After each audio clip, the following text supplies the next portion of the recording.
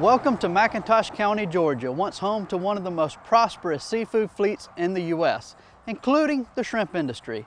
Today, the commercial shrimp fishermen are of a dying breed, but there is still a rich culture and history that surrounds this coastal Georgia community. Since the early 1900s, shrimpers have enjoyed the freedom of the open ocean. Each of these docks has witnessed the industry from the very beginning all the way to what can be seen and heard today. So what was it like at the very beginning of the McIntosh County shrimping industry? If it's not for long hours, it's the repairs that wear shrimpers out. Shrimpers have to be able to do woodwork, weld, do mechanical work, do electronical work, paint, and as well as sew nets. TEDs are a federally mandated regulation that all U.S. shrimpers have to have in order to drag or trawl. One of the differences that separate Georgia shrimpers from other shrimpers is the language that they use to describe their industry and their environment. Though the terms and phrases may differ from place to place, McIntosh County is just like many other coastal communities by having an event that embraces the seafood industry. McIntosh County has been home to Darien's Blessing of the Fleet since the late 1960s. This festival honors the men and women that are in the shrimping industry, as well as remembers those that has passed on before us. The Blessing of the Fleet also gives shrimpers an opportunity to get their vessel blessed for a bountiful season ahead. There are some people that they don't have the opportunity to leave because of their jobs, in a sense, is what we see here. Here I am at a shrimping dock, and these shrimpers, it's their livelihoods. They have to stay here and watch out for their boats. And I want to show one thing real quick of some of the precautions. As you can see all around me, you can see all these ropes across from dock to dock, piling to piling, boat to boat real quick. But I want to show you one precaution that you might not be able to see so far. And so far, we have taken a line from the bow of the Magna Lane, if you can see it, and it is what we're looking at right here.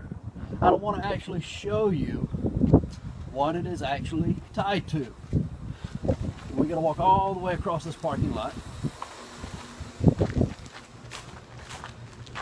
and we're not quite there yet. We're still walking.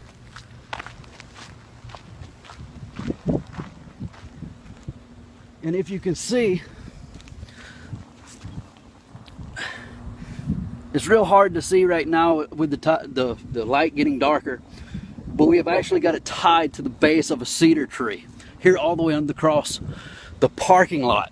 So we are taking big precautions here in McIntosh for sure. As you can see, I just lost my hat. It's one for the ages. They said it was going to be a historical one. It probably is. The last time we've seen this, I've never seen this in my lifetime period. Others have. So, best of advice, hunker down if you're still around. Don't try to fight this one out.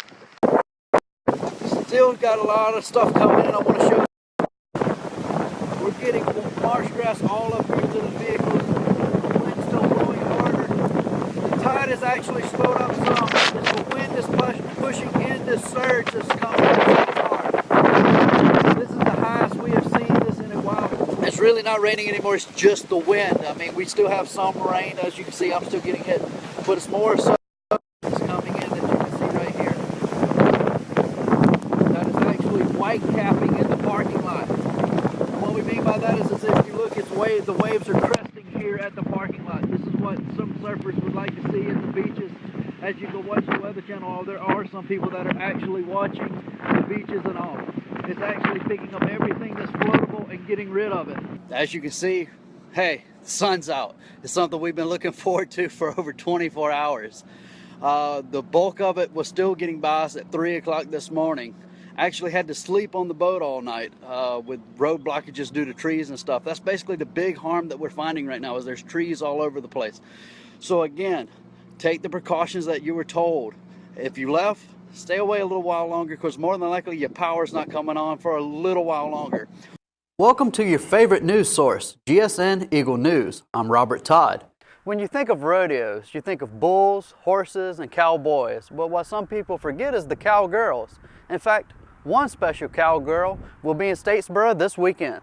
As you can see behind me, the building is still smoldering a good 20 hours after it began at 10 o'clock last night. Now, what can you tell us about the weather and how it may pertain to election results as well as voter turnout?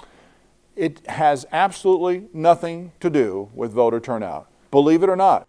With such a rich history and diverse culture, the McIntosh County shrimping industry continues to survive, though economic, ecological, and legislative changes threaten to end their way of life. By eating wild-caught shrimp, you are supporting an industry that has supported hundreds of families in McIntosh County alone. Welcome to McIntosh County, where the tea is sweet and the shrimp are even sweeter.